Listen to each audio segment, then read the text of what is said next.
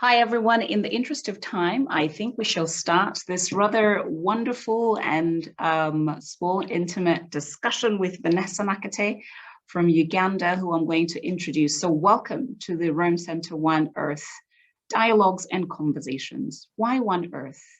Actually, it turns out that we're actually living on this planet as if we're living on 3 planets. We have been living very unsustainably, and there's also realization now more than ever that actually we're finding ourselves in these problematic situations, including the very pandemic that we're navigating right now. Now, my speaker for today, who I'm going to have a dialogue with, is Vanessa Nakate from Uganda, an exciting and amazing young lady who is a climate activist and also the founder of the Africa-based Rise Up movement. Vanessa has been a voice for many communities in her own home country of Uganda. And she began striking for climate in her hometown, Kampala, that she's going to tell us about in January 2019. After witnessing droughts and flooding devastating communities across her country, and also just the impacts as they rolled out, not just within Uganda, but beyond in other parts of Africa. And talking of Africa, today is Africa Heritage Day. Happy Africa Heritage Day. Now, she focuses particularly on the climate crisis as it's exacerbating poverty, conflict, and gender inequality, as well as promoting key climate actions, such as educating girls. Why is it important to educate girls? You'll be able to ask her your questions that you have on your mind and also interact, because we want this to be as interactive as possible. Vanessa also runs a small project, which she's going to tell us about, on installing solar panels, talk about renewable energy, and eco-friendly stoves in schools. Vanessa has appeared on many high-level events, including COP25, the last climate COP that we had in person in Madrid in December 2019, as well as the 2020 World Economic Forum. For some of you, you may also be aware of that famous picture where she was cropped by Associated Press, which sparked international outrage on issues of inclusivity around climate activists. In 2020, she was named one of the BBC 100 Women of the Year, as well as 100 Most Influential Young Africans. Not only was she named that, also Time 100 named her on the list of next 2021 list. And lastly, but not the least, she's also a landscape guardian for the network of African women environmentalists, NAWE. Vanessa, welcome.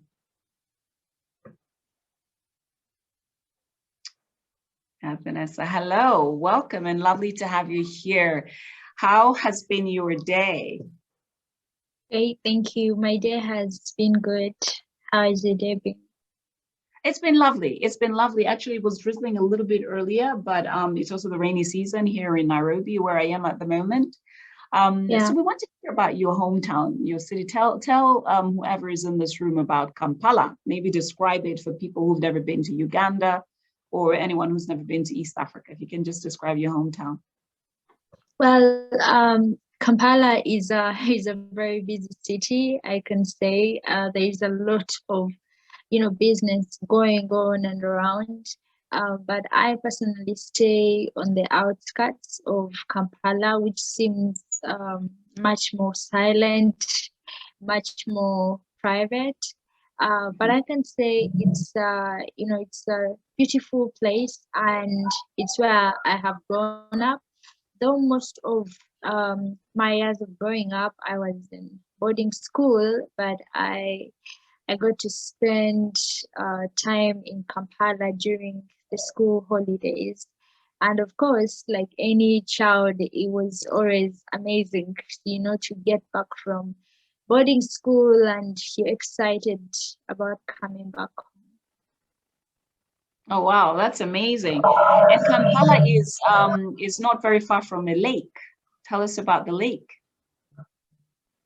Yeah, actually from where I grew up, it's in Luzira. You can actually see the lake like from a distance. Yeah. I won't say that I regularly went to the lake. No, I didn't do that, because there are always, restrictions on movements, especially during the holidays. it was always advisable to just stay at home, but we could see the Lake Victoria from a distance. Mm-hmm. Tell the audience a little bit about the Rise Up movement. What actually gave you the inspiration to do that? Well, in 2019, when I was talking to different friends and different people I had gone with to school to ask them to join activism, some of them, they felt like activism was for teenagers, because at that point it was so dominated and led by by teenagers across the world, and some of them were in their 20s, including me. Though I never felt left out in the climate movement, but however, some of my friends, they felt like they couldn't fit in, because everywhere you would see on the news, it would talk about teenagers leading the climate movement, teenagers going to save the planet, and yet they were in their 20s. So we decided that we would be part of, the Fridays for Future climate strikes, but we would call ourselves Youth for Future to feel, more involved. So along the way, through Youth for Future, we did a number of activities, reaching out to communities, reaching out to schools, to try and create as much awareness as possible, to universities as well. And in January, we decided that we would move from calling ourselves Youth for Future to widening it to Rise Up Movement. So Rise Up Movement was birthed from Youth for Future, a small group that was, doing different actions on the ground for the planet. So Rise Up Movement continued with the work of Youth for Future, and it added much more work of, amplifying different voices through a blog that we later on started called 1 Million Activist Stories, and, through podcasts as well. Yeah, so that's basically how Rise Up Movement came about, and some of the activities that we've been doing. That's amazing. So this 1 million activist stories, is that youth voices from all over the world? Yes. That's amazing. That's amazing. How many young people are part of this? Well, they're not, it's not like a specific number, but we write about work of different, young people. So we send you like a message or an email asking for an interview, and if you're okay with that, we just turn the interview into a blog, or we ask you to fill in the answers to the questions you've asked, and we just share that on the blog and also on the social media platforms of 1 Million Activist Stories. So what's exciting? Sorry. Go ahead. So it's more of a platform of just talking about what people are doing across the world. Wow, that's amazing. And has that been inspiring for you to realize that there are other people out there and you're not the only one doing this? Yeah, it's very inspiring to know that I'm not doing activism by myself. And it's also a really learning experience. There is so much to learn from each other.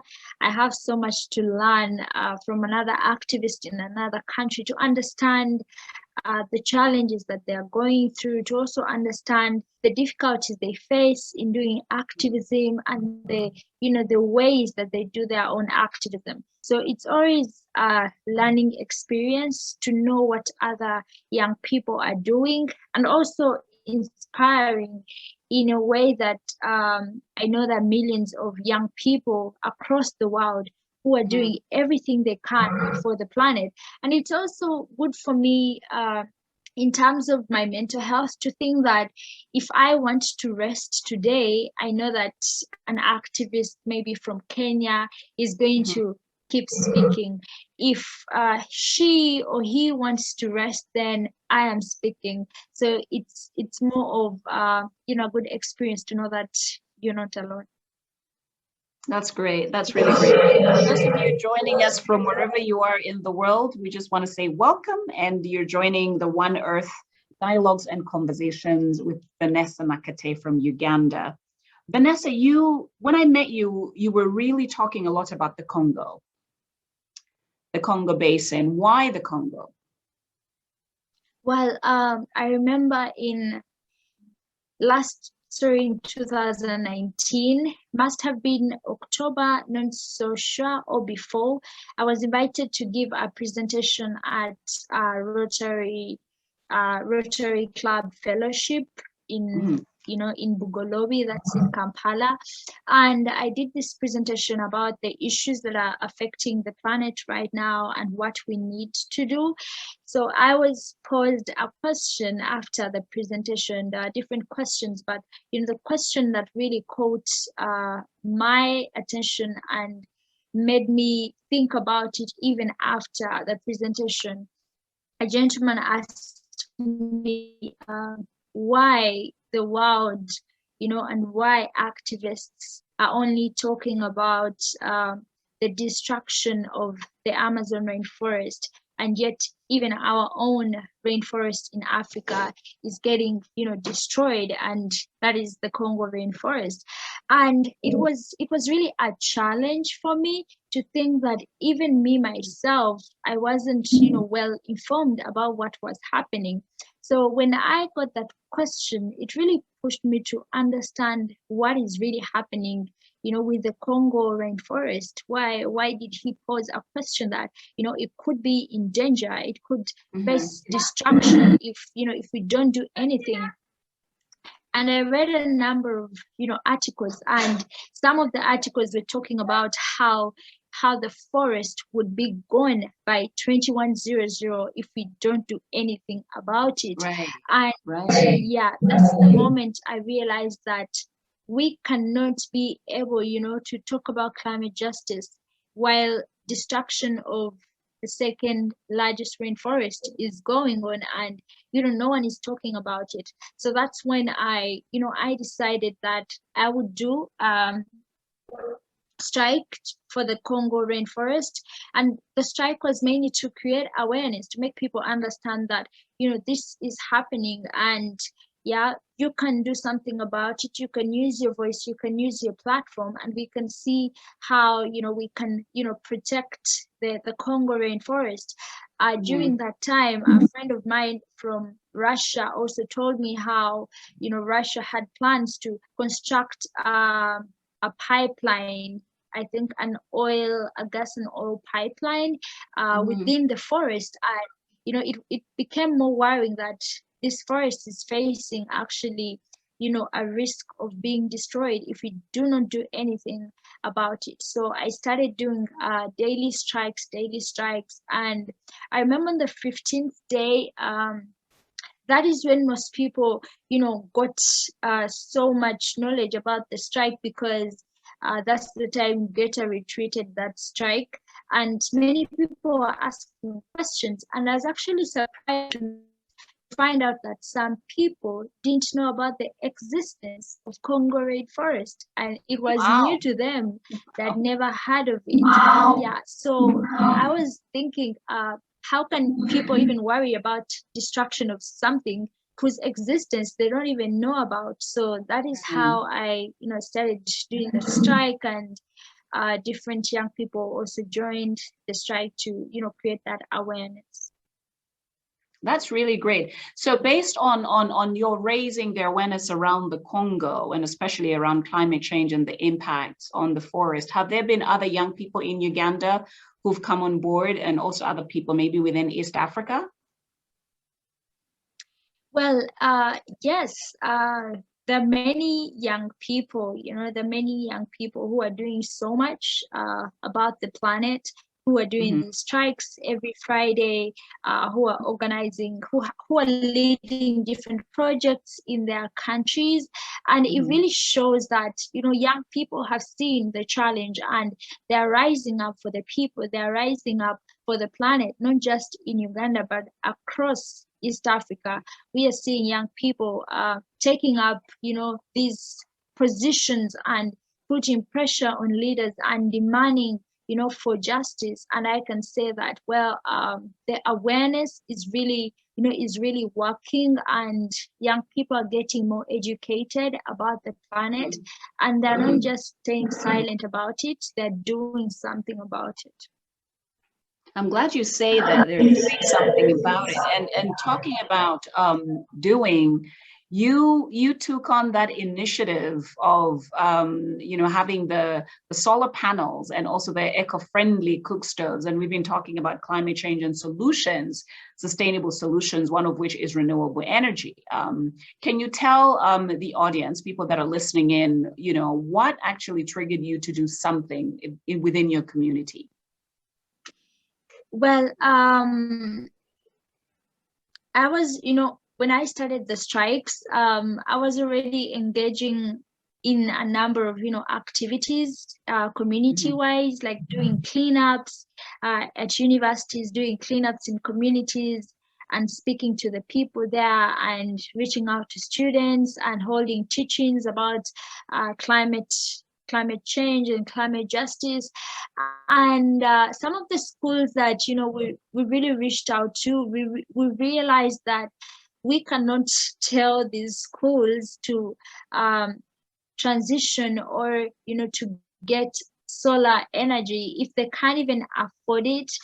We can't tell them to stop using firewood if they cannot be able to construct the eco-friendly stoves. I can say that almost every school in my country uses firewood for preparation of food.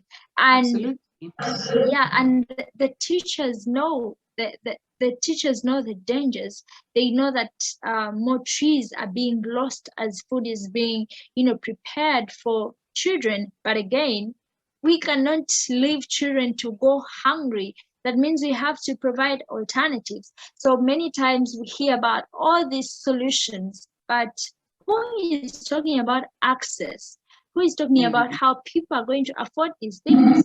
Yeah, because transition is expensive for some people, and them getting these alternatives, it's extremely expensive for them. So through this project, I was hoping to, you know, bring and drive a transition to renewable energy to the schools, especially in the rural communities in my country, so that they can, you know, they can understand why we are activists, why we are demanding for action, and why we, you know, we want them to be a part of, you know, the planet, of achieving the kind of world that we want.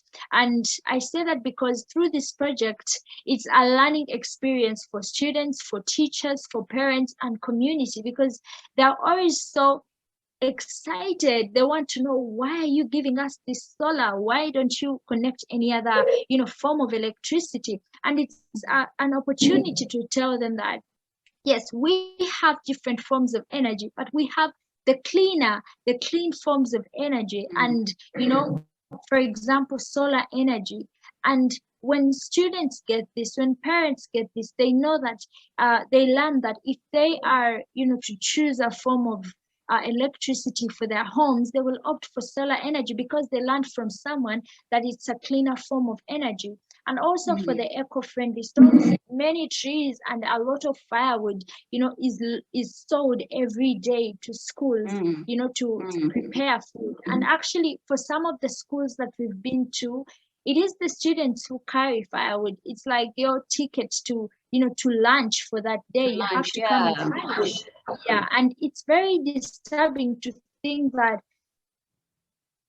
students are facing all these difficulties while trying to access education. So through this project, we tell the teachers that, yes, we are giving these talks they are not, of course, going to completely eradicate the use of firewood, to be honest, but they are going to greatly reduce on the firewood that you use. And this will be good, for the planet. This will be good for the environment of the school and for the health of, of the chefs, the health of the students. And this is the same message, we carry on to the community. And we've introduced also a program of not just providing, the solar and the stove, but also plant a few fruit trees in these schools so that students understand what we are doing and how they can be part of this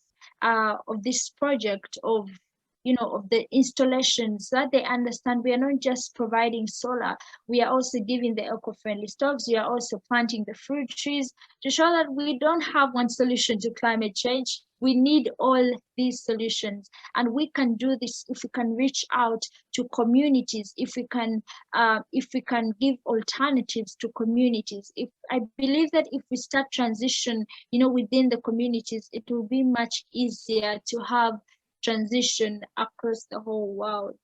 Mm-hmm. That's really important. You talk about transitioning, but I'm curious, and I just want to remind whoever has joined in, please post your questions, and I'm going to open it up. You're welcome to ask Vanessa a question yourself. With this project that you did, a young person listening out there will be curious. Oh, maybe Vanessa's parents gave her the money to get these solar panels, or we don't know who donated these solar panels. How did you go about it? Well, for the first installations, I got someone who donated, a friend of mine. Well, a friend I met, through internet, who was also really interested in the same project and interested in the solar panels and the eco-friendly stoves, and he offered to fund installations for five schools. So that is how the project really kicked off, and we did those installations. And I can say right now we've done installations in 11 schools. So how did the rest of the money come in?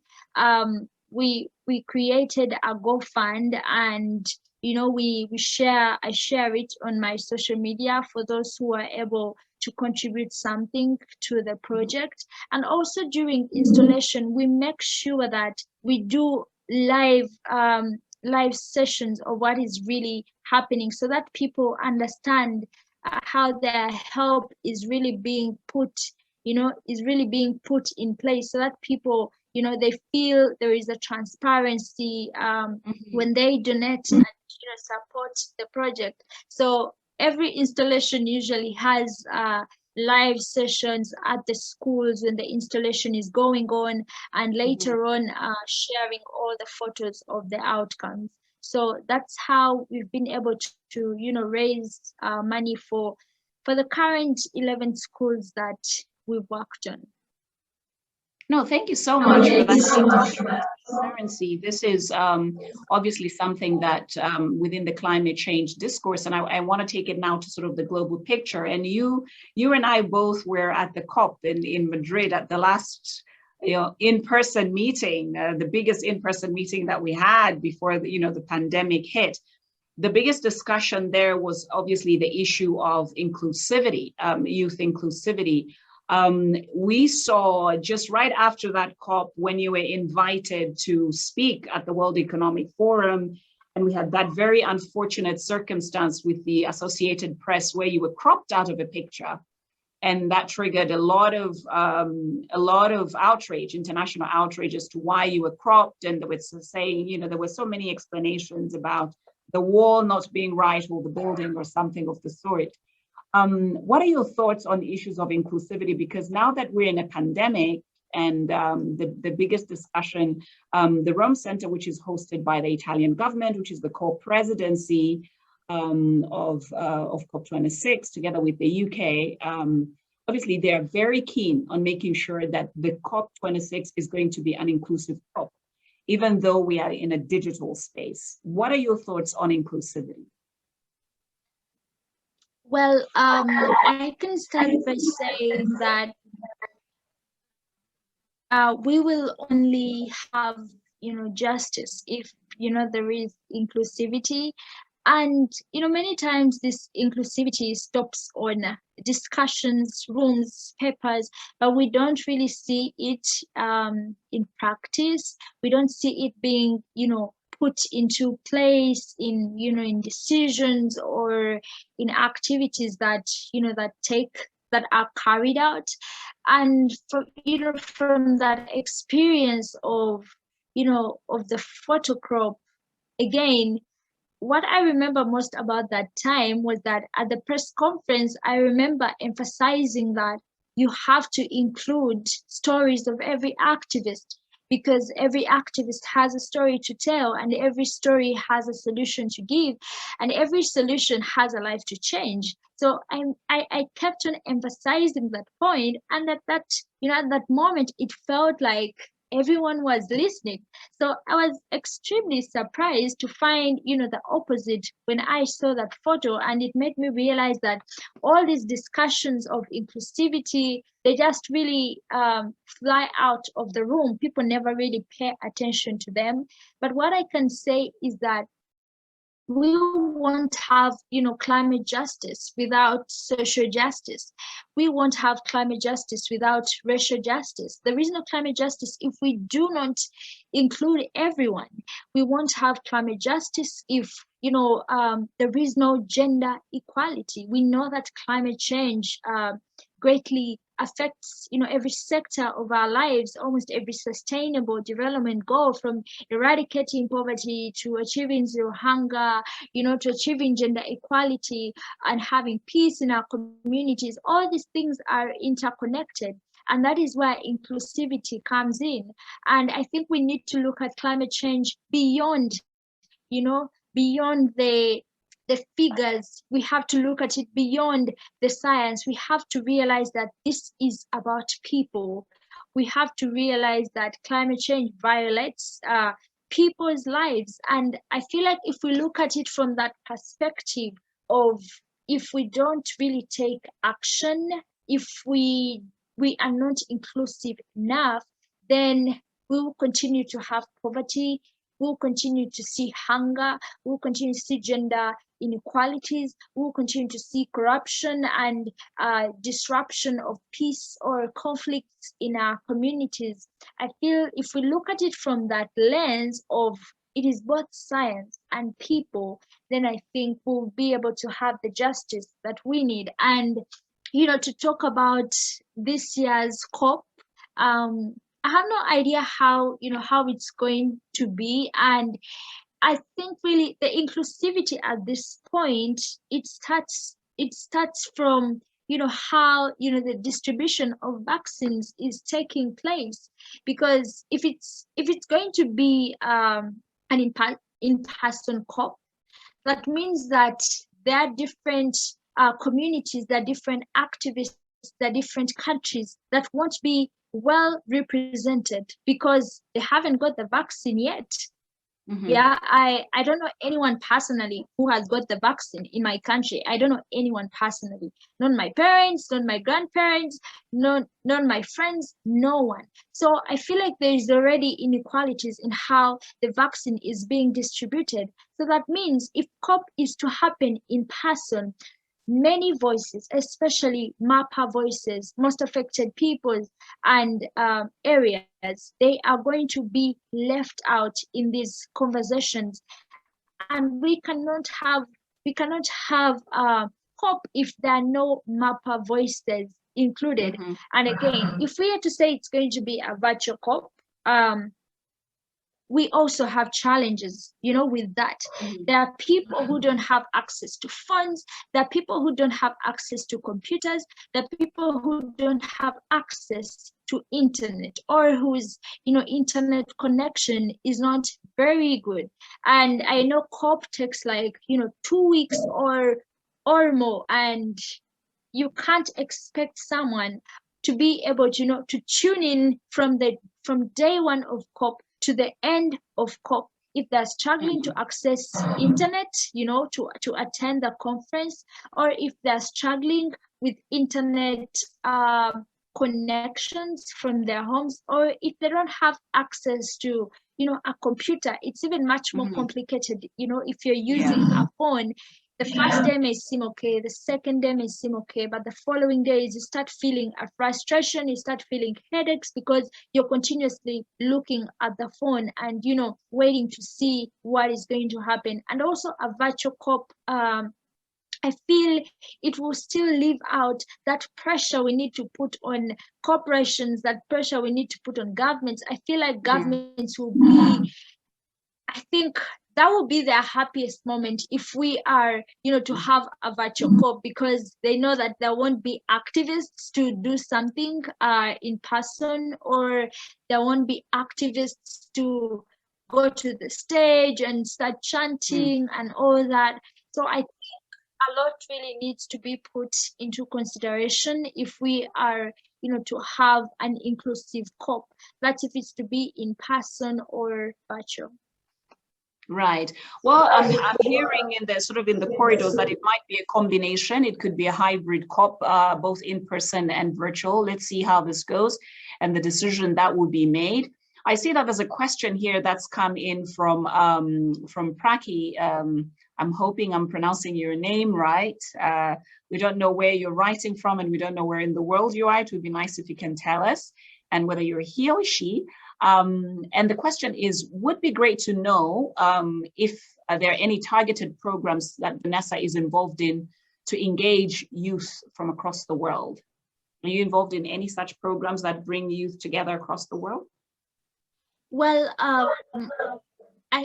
I can say it's a program, but the Fridays for Future movement, it really brings youth, you know, from across the world, and it's, you know, it's a space for us to mobilize. It's a space for us to, you know, organize. But maybe a program I can talk of is Transform. It's called Transform Education, and it's really a program that we are working on as Rise Up Movement with Angay, and we are, you know, working to, you know, to push and pressure leaders to include education as one of the climate solutions, to have gender equality, climate justice, and education, you know, at the core of that decision making. And with this, we are working with a number of young people to,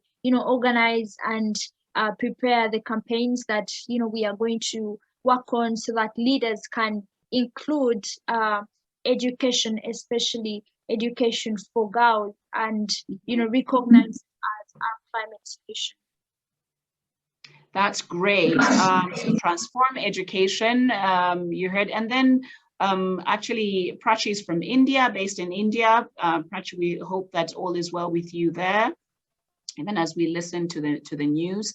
There is a comment from Prashant Kumar that's, you know, social involvement with focus on women empowerment, with the responsibility at local and village level to educate the next generation at home as well as village level. The involvement of women in the village and its surroundings changes are critical for sustainable environment protection, as they take a lead role in getting involved in local administration, representation, and businesses. So this then brings me to your question and your point that you're talking about engaging, you know, the transform education, making sure that there's gender equality. Is there an example that you can just tell us, if apart from the school initiative, are there any other initiatives within your community where this is happening? Well, apart from Transform Education, some of the programs that we've done as Rise Up, but I already mentioned it like in the beginning, and it's part of the school project where we do that planting of fruit trees. So what we do when we plant these fruit trees, we involve women, especially the female teachers, and some of the mothers of the students, and they, you know, they help us in planting of these trees, and also taking care of them as they grow.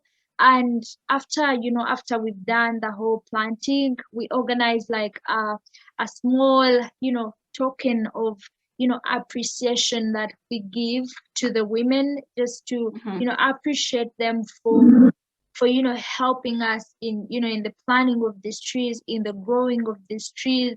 And it's, you know, to us, it's a way of, you know, showing them that if we are fighting for climate justice, then your involvement is needed, and your advice is needed, you know, your guidance and your wisdom is needed in us, you know, ensuring that there is food security in form of these fruits for the students, as well as environmental conservation because of these trees.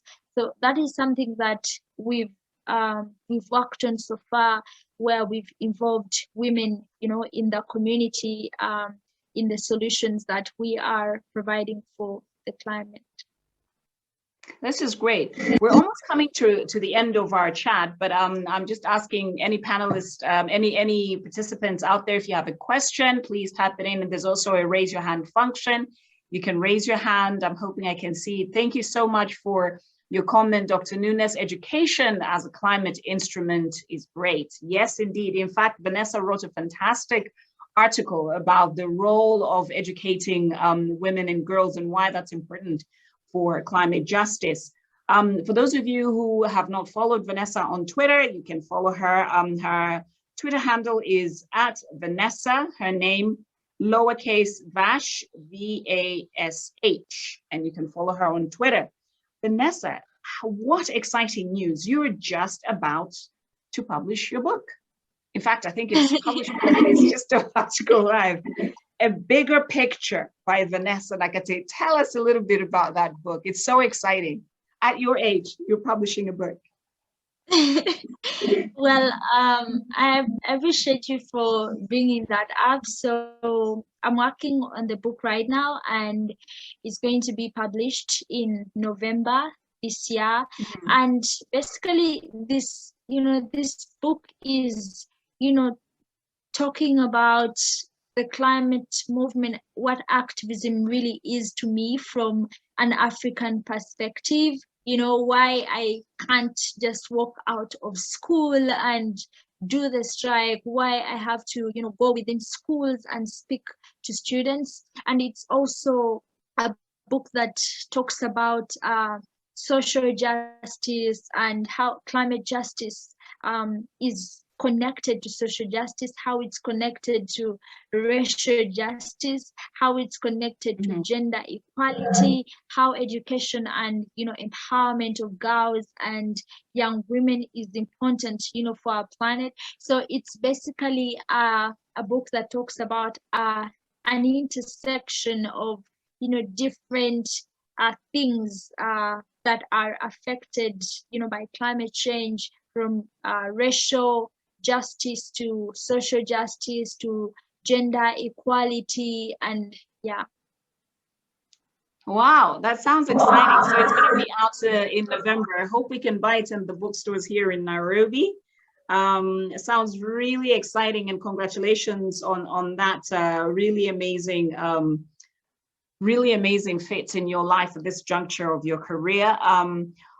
So we have the UN Decade that's going to be launched on the 5th of June, exactly a month from today, on World Environment Day. This is the UN Decade. This is a movement, and you're a part of this youth movement that's really going to talk about restoration and why ecosystem restoration matters, particularly conserving these ecosystems like the Congo forest that you spoke about, and other elements, and having solutions such as, you know, cleaner energy, planting of trees, or growing trees, as we say.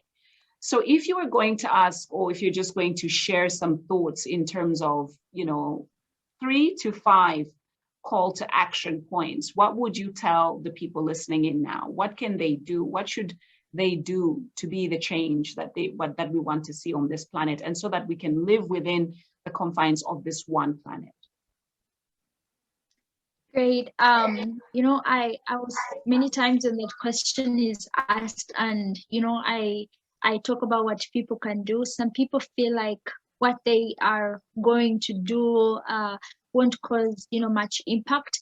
But I always try to make people, imagine that if, you did a small action, and I did a small action, and Dr. Musonda did a small action, and there are all, millions of actions across the world. If we put them together, we actually realize that they are going to transform our world. And, from my own, perspective of doing something, for the planet, I can first say to use, your voice. I feel like your voice is, the most powerful tool that you can use to drive change. When you speak about this crisis, when you speak about these inequalities in our communities, that I feel like that is the most powerful tool that you have. And I think the call to action there is, speak up. And the other I can talk about is, using your platforms beyond speaking up, using your platforms, using the people that are around you, communicating what you're talking about to the people around you. Could be your family, could be your friends, could be your schoolmates. Even that can really drive a lot of change. And I think the other thing is really communicating solutions. As much as it's important for us to voice out the challenges that we are facing, it's also important for us to voice out these challenges with solutions. So there are a number of solutions that we have, for the planet. We have so many things that we can do, from renewable energy to nature-based solutions, to educating girls, to eco-friendly cook stoves, etc. All these solutions are important, for the planet. But then we have to communicate them.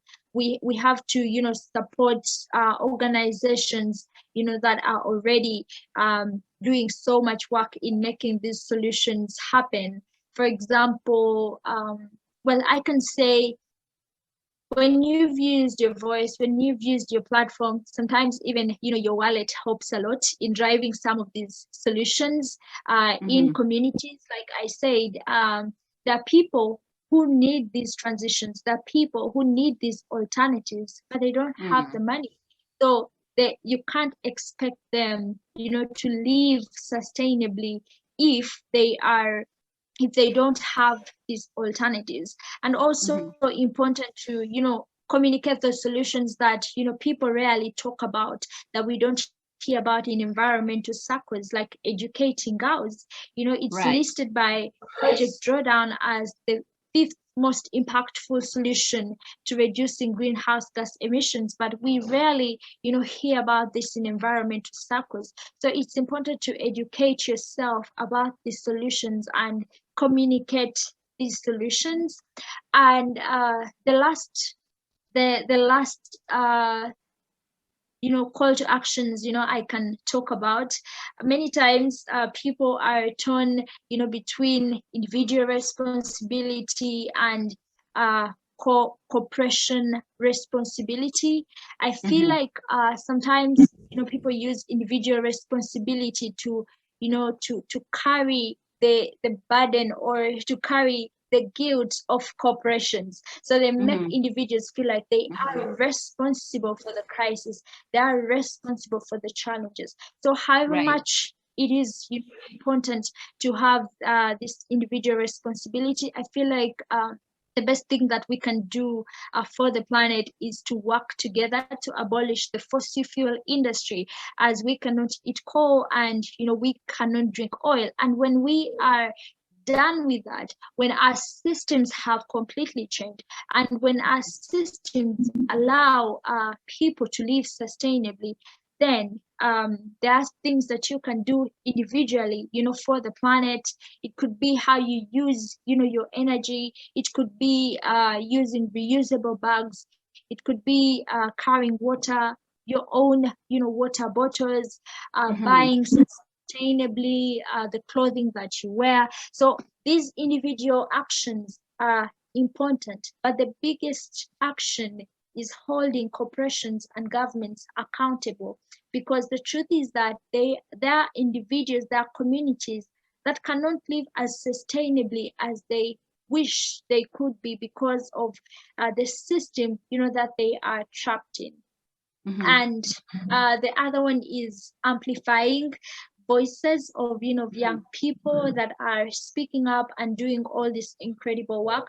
Platforming them is very important, especially those from marginalized communities. Give them the platforms to tell their story. And my final one, I think I'm given more than 5. My final one is taking care of yourself. Self-care is very important as we try to care and save the planet. You're in a better position to fight for the protection of the planet if you are also okay. So self-care is important, rest is important. You don't have to do everything, you don't have to be there all the time. So it's good to take some time off just to take care of yourself so that you can better take care of the planet. I absolutely embrace that you've ended up on the self-care element. Take care of yourself so that you can be able to take care of the planet. That's really, really wonderful. Those calls to action, amplifying voice, speaking up in your communities, use of your platforms, all of the platforms that are available to us, communicating to people around you, sometimes even the people that we live with don't even know what we do. That's important, talking about, nature-based solutions and making sure that, people are aware of what these solutions are. These are some of the solutions that we're talking about from the Rome Center, together with our host, the Italian government at the Ministry of Ecological Transition. Why should we really talk about nature-based solutions? Why is nature so important and central, especially around all the 3 Rio conventions? I like your point where you talk about we cannot eat coal, we cannot drink oil. And I see that you talk a lot about this even on your social media platforms.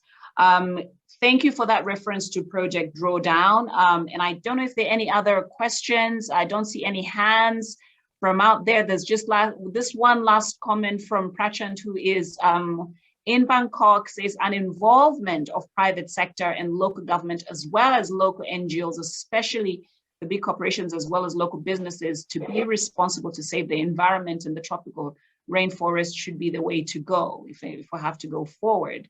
Thank you very much for everyone who's listened in. I just want to say to you, Vanessa, you've been an inspiration to many, many young people, and you remain an inspiration to many, many young people. And us at the Rome Center, together with our host, the Italian government, the Ministry of Ecological Transition, we're deeply grateful that you could be a part of this One Earth Dialogues and Conversation series. And we have more coming up, and we want to bring a whole cluster of youth voices from around the world, particularly in the priority area regions of the Rome Center, the Mediterranean, Africa, small island developing states, and Asian region. We want to bring all these different voices. So at some point, please do not be tired. We might invite you to be a part of a group to really have a conversation and also get to meet virtually some of these voices from around the world and also hear what they're doing and exchange experiences. So we're deeply grateful for your time, and for all of you, ladies and gentlemen, who joined in from wherever you joined in from. We're so grateful that you could be a part of this brief sort of having a coffee, having a tea, intimate chat with Vanessa, and really just great that we can talk about the very seemingly ordinary people, but doing extraordinary things on this one planet that we call home. Thank you so much, Vanessa, and have a lovely, lovely day ahead. And thank you so much for joining us. Great, thank you. Have a good day. All right, and I'll be in touch. Thank you so much. And thank you everyone who joined in.